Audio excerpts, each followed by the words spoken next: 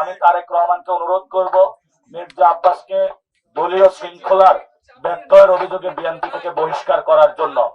সাথে সাথে আরেকটি বিষয় আমি বলবো, আজকে বেগম জিয়ার সাথে আমি পার্সোনালি আগে দেখা করেছিলাম, উনি আমাদেরকে দোয়া দিয়েছিলেন। উনি একটি কথা বলেছিলেন, তোমরা আছো, আমি তো বাংলাদেশটা হয়তো দেখে যেতে পারবো না, আমি অসুস্থ, তোমরা বাংলাদেশটা ঠিক রাখিও। উনি আমাদেরকে এই কথাটা বলেছিলেন। আজকে যদি খালেদা জিয়া জীবিত থাকতো তাহলে উনিও লজ্জা পেত আজকে বিএনপি এবং ছাত্র দলের এই ধরনের সন্ত্রাসী কর্মকাণ্ডে। আমি আপনাদের কাছে আমি কিছু বলবো না, আমি ঢাকা ৮ আসনের ভাই এবং বোন এবং বাংলাদেশের সকল মানুষের কাছে বিচারটা রেখে গেলাম। মির্জা আব্বাসের যে সন্ত্রাসী বাহিনী এবং উনি যে সন্ত্রাস করে, গ্যাংস্টারবাজি করে, এটা আজকে উনি প্রমাণ করলেন পুরো বাংলাদেশের সামনে।